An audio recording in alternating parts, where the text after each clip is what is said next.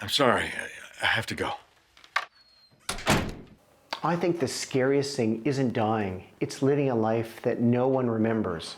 Most people think Walter White's every decision was driven by his ego, but I think that might be wrong. Skylar, I have lived under the threat of death for a year now, and because of that, I've made choices. The fear of dying ordinary was his greatest motivator for everything he did. I'm Dr. Patrick Kingsep, clinical psychologist, and I've spent years studying how anxiety and fear drives people, and no character shows it, I think, better than Walter White. We're going to look at Walter White through three powerful psychological lenses: Viktor Frankl's search for meaning, terror management theory, and Alfred Adler's idea of the inferiority wound. Together, these explain Walt's terror of ordinariness and why that same fear might quietly shape your decisions too. It's a tremendous challenge, but hopefully audiences will like the man that he was and battle within themselves the man he's becoming.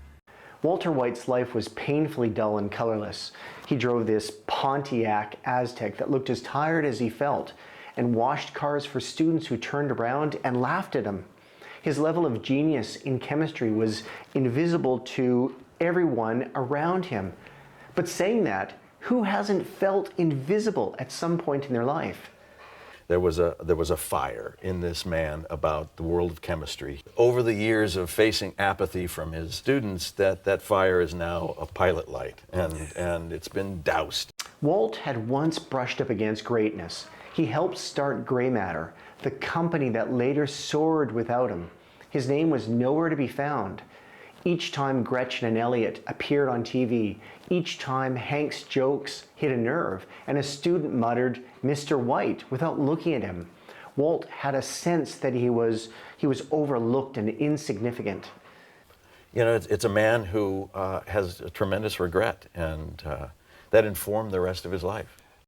Now, Viktor Frankl, a psychiatrist who survived the Nazi concentration camps, said people can endure almost anything if their life has meaning.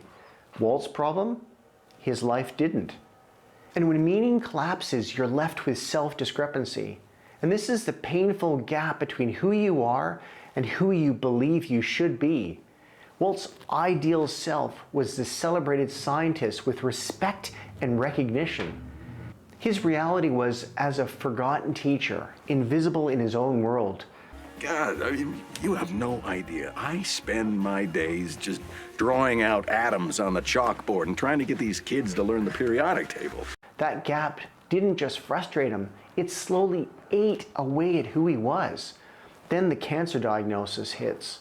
Facing death doesn't just scare us about the end, it shakes how we measure our self-worth. He's a guy who could have been on a Nobel Prize winning research team, and something happened along the way. On top of that, he finds out that he has terminal lung cancer. When we confront mortality, we don't only fear losing life, we fear disappearing into nothing. Now, terror management theory, a branch of psychology that looks at how death awareness shapes our behavior, says that in those moments people reach for symbolic immortality, some way to believe will matter after we're gone. Money, legacy, an unforgettable mark. I don't want to choke down 30 or 40 pills every single day and lose my hair. Some dead man, some artificially alive, just marking time? No.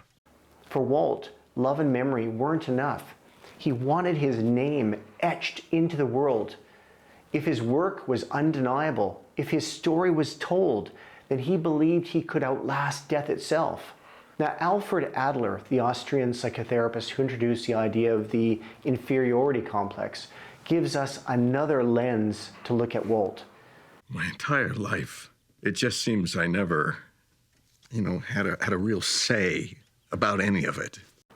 When someone carries a chronic sense of smallness, being overlooked and dismissed and underestimated, they often overcorrect. They build a self that cannot be ignored. It's a Wolfman story. It's a Jekyll and Hyde story. It's a story about a guy who is a caterpillar and we're turning him into a butterfly, a meth-cooking butterfly. Heisenberg is Walt's overcorrection. Where Walter hesitated and sought approval, Heisenberg spoke with certainty and he demanded it. Now look at the black hat, his stance, and the precision when he was cooking meth. These aren't just Walt's criminal choices. There was new identity choices. That famous blue meth at 99% purity was his signature. A handful of scenes may have been misread in Breaking Bad when we only talk about Walt's pride and his ego. How often do you find yourself wanting recognition, not just for what you've done, but for who you are? Our need for acknowledgement might be closer to Walt's than we'd like to admit. If you have sympathy for him as a human being, you can hate his choice, but maybe you can kind of understand how he would come to make that choice. Buying that fancy new car for Walt Jr. is less about generosity and more about leaving a bigger footprint in the household. Refusing help from Gretchen and Elliot, it's a refusal to let his life be defined as charity. And when he stands defiantly in front of Skylar and says, I am not in danger, Skylar. I am the danger. A guy opens his door and gets shot, and you think that of me? No. I am the one who knocks. He's telling Skylar a deeper truth. I will not be the man who gets overlooked. I will not live or die as a background character. Then there is this moment when he says, Say my name. Heisenberg. You're goddamn right.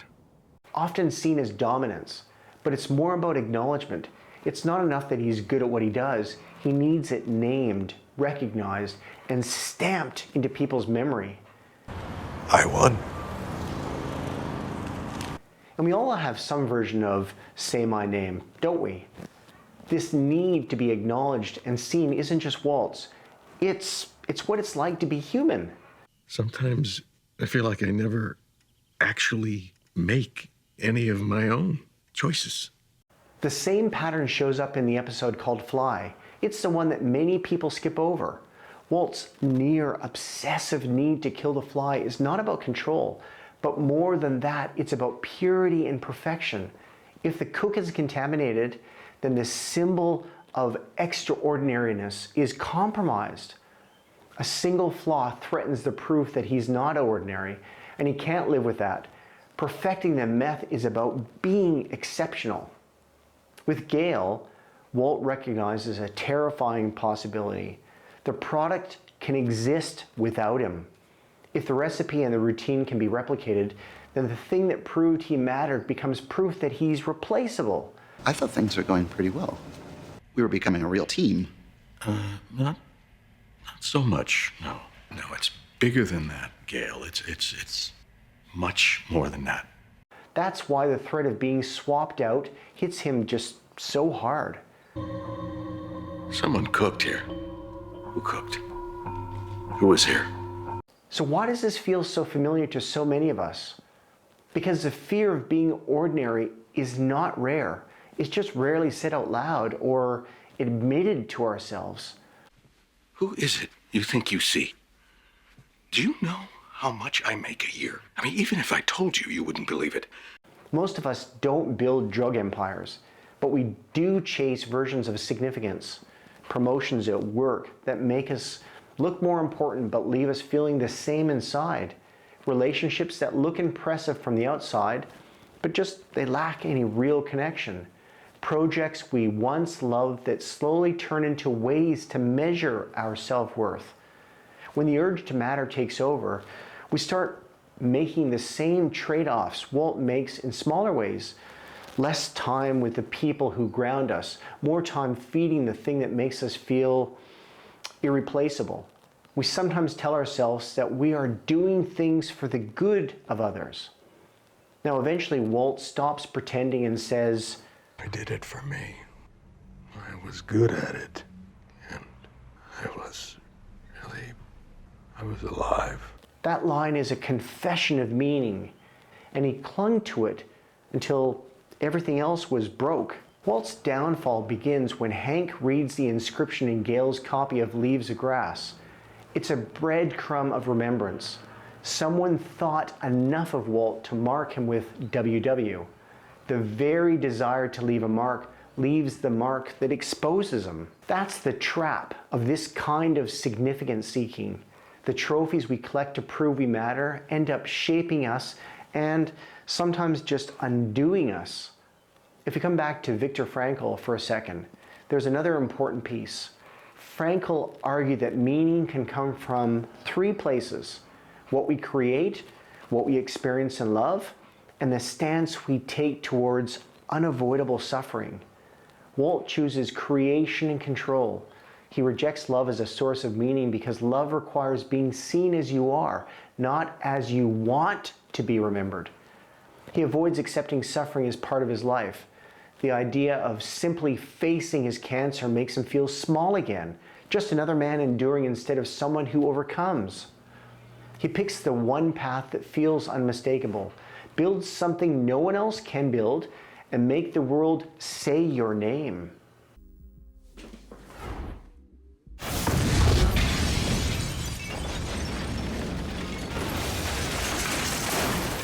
Alfred Adler's lens helps with the family story too.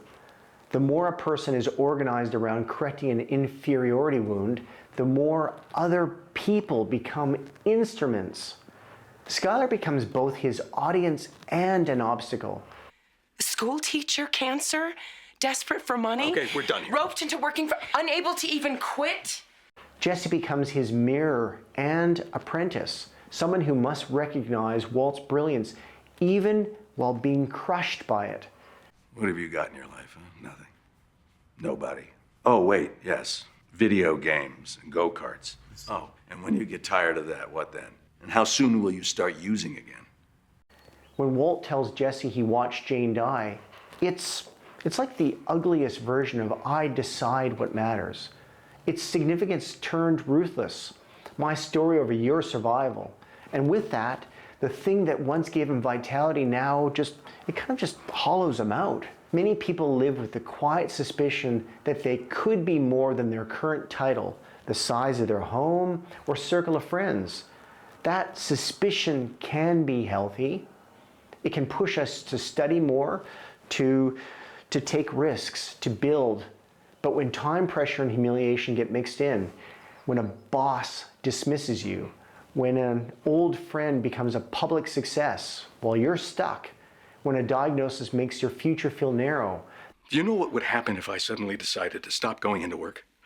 A business big enough that it could be listed on the NASDAQ goes belly up. Disappears. Walt lives by that rule from the moment he gets his scan results. And once he starts winning under that rule, it's almost impossible to put down. This is where terror management theory loops back one last time.